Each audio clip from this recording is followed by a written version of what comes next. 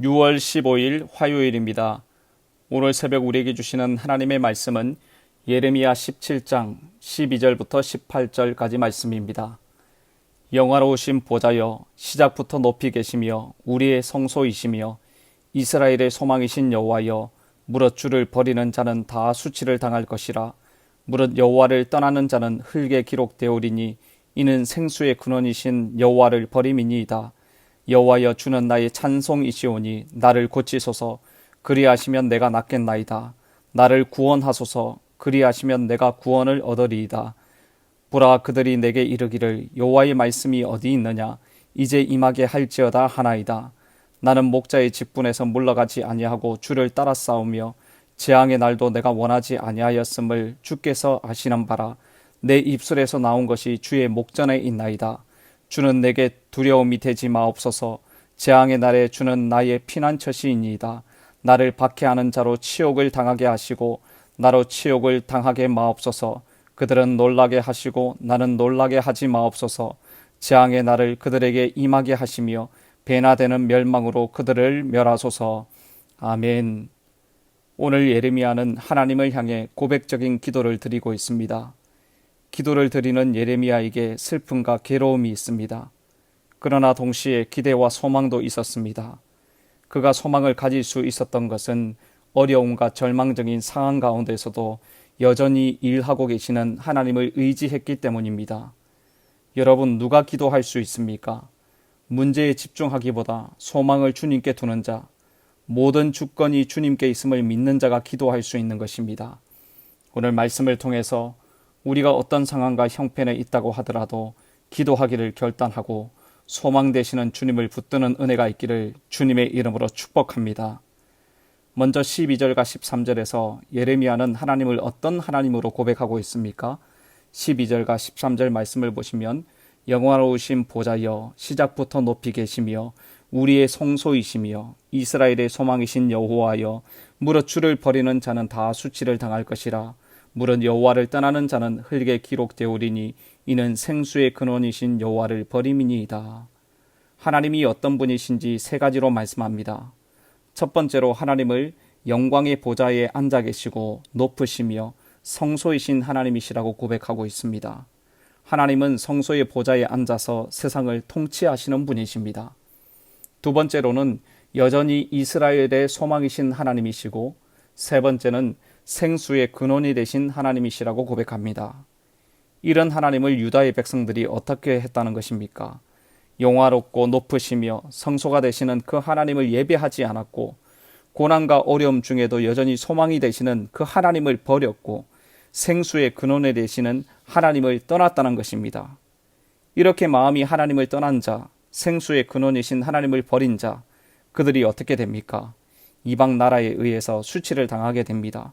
풍성한 삶이 아니라 건조하고 메마른 삶을 살 수밖에 없고, 흙에 기록된다는 말씀처럼 그 심판의 끝은 허무한 죽음이라는 것입니다. 성도 여러분, 유다의 백성들은 예레미야로부터 임하는 이 하나님의 심판의 메시지를 듣고도 자신의 삶을 돌아보지 않고 하나님을 떠나버렸습니다. 이런 백성들의 운명을 생각하며 예레미야는 다시 하나님께 호소하며 기도했던 것입니다. 하나님을 섬기지 않고 우상을 섬긴 죄로 인해서 심판을 당하게 되겠지만, 그럼에도 불구하고 하나님은 여전히 높임 받으시기에 합당하시고 이스라엘의 소망이시며 생수의 근원이 되신다는 것이죠. 그 하나님께로 마음을 돌이킨다면 살 수 있고 회복될 수 있다는 것입니다. 사랑하는 성도 여러분, 여러분들은 하나님을 어떤 하나님으로 고백하십니까?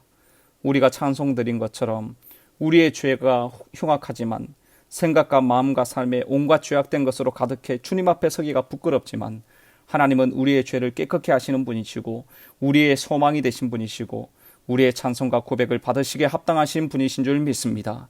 그 하나님을 버리고 멀어지는 삶이 아니라 매일 하나님과 가까이 교제하며 시냇가에 심겨진 나무처럼 풍성한 열매를 맺어가는 모든 성도님들의 삶이 되시기를 주님의 이름으로 축복합니다. 이어지는 말씀에서는 예레미야가 자신을 치유하시는 분이 누구신지를 알고 하나님께 간구하며 호소하고 있는 내용입니다. 14절 말씀을 함께 읽어보겠습니다. 여호와여, 주는 나의 찬송이시오니 나를 고치소서. 그리하시면 내가 낫겠나이다. 나를 구원하소서. 그리하시면 내가 구원을 얻으리이다. 아멘. 예레미야는 찬송이신 하나님께 나를 고쳐달라고, 나를 구원하여 달라고 간구하고 있습니다. 예레미야는 하나님의 말씀을 선포하는 것 때문에 백성으로부터 많은 상처를 받았고 지금도 고통과 괴로움 속에 있었습니다. 그런 자신을 치유해 주시고 건져 주실 분이 하나님밖에 없음을 알고 하나님께 간구하고 있는 것입니다. 여러분, 정말 기도하는 사람은 다른 사람이 바뀌기를 바라기보다 내가 먼저 변화되기를 기도해야 합니다. 깊이 기도한다면 모든 문제가 외부에 있는 것이 아니라 나에게 있다는 것을 발견하게 되는 것입니다. 그래서 결국에는 주님, 부족하고 문제가 많은 나를 치유하여 주시고 나를 고쳐주시고 나를 정결케 해주시고 나를 구원하여 주옵소서라고 기도하게 되는 것입니다. 성도 여러분, 기도할 제목이 얼마나 많이 있습니까? 그러나 많은 기도를 드리기 전에 먼저 내 자신이 정결케 되고 치유케 되고 회복되는 것이 정말 중요한 기도 제목일 것입니다. 이 새벽 예레미야가 기도했던 것처럼 주님, 나를 치유하여 주옵소서, 나를 회복시켜 주옵소서, 나를 구원하여 주옵소서라고 기도하며 우리 한 사람 한 사람이 온전하게 세워지고 회복되어 보내신 세상에서 선한 영향력을 나타나는 그런 은혜가 있기를 주님의 이름으로 축복합니다. 이어지는 말씀인 15절에서는 예레미야를 대적하는 사람들에 대한 탄식의 기도입니다. 대적자들은 예레미야에게 무엇이라고 말합니까? 하나님의 말씀이 어디 있냐는 것입니다.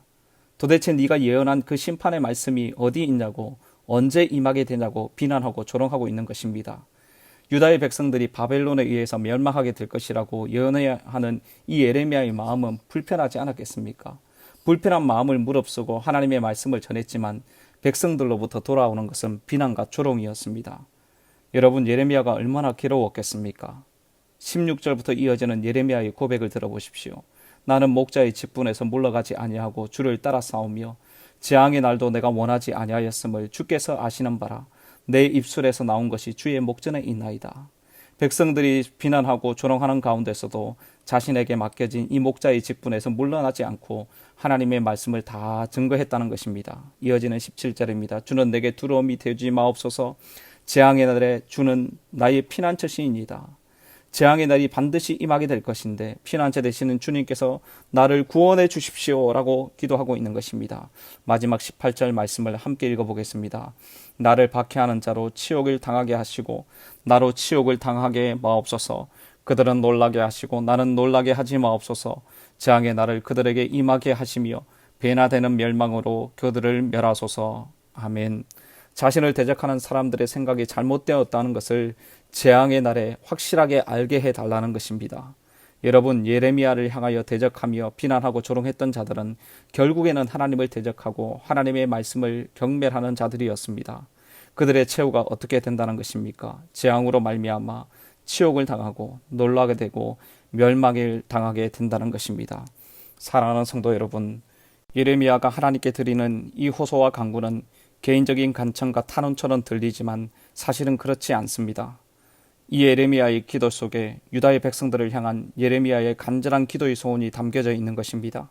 수치와 멸망으로 고통당하는 하나님의 백성들이 아니라 하나님의 말씀을 인정하고 죄에서 돌이키고 영광의 보좌에 앉으셔서 온 땅을 통치하시는 그 하나님을 찬송하며 피난처 되시는 하나님께 나를 고치소서, 나를 구원하여 주셔서 하며 자복하며 회개하기를 간절히 바라고 있는 것입니다. 사랑하는 성도 여러분, 예레미야를 통해 계속 말씀하시는 하나님 말씀 앞에 우리가 회개하지 않고 아무 반응을 보이지 않는다면 멸망당하는 유다의 백성들과 다를 것이 무엇이겠습니까? 오늘 우리에게 주시는 이 말씀 앞에서 생수의 근원이 되시는 피난처가 되시는 하나님 앞에 지난날의 잘못된 삶을 회개하고 돌이키는 은혜가 있기를 바랍니다. 그렇게 할 때 그날은 두려운 날이 아니라 회복의 날이 될 것입니다.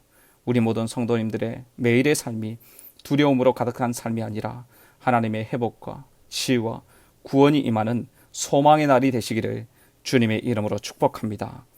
기도하겠습니다. 하나님, 우리를 치유하시고 회복하시고 구원하시는 분이 하나님이심을 믿습니다. 오늘 예레미야의 기도 속에 하나님을 떠나 죄 가운데 있는 유다의 백성들이 하나님께로 돌아오지 않는 것에 대해 안타까워하며 기도하는 예레미야의 마음을 보게 되었습니다. 주님, 우리도 예레미야의 마음과 같이 민족들의 죄악을 붙들고 기도하게 하여 주시옵소서. 이 나라와 민족이 생수의 근원 되시는 하나님께로 돌아오는 역사가 있게 하여 주시옵소서.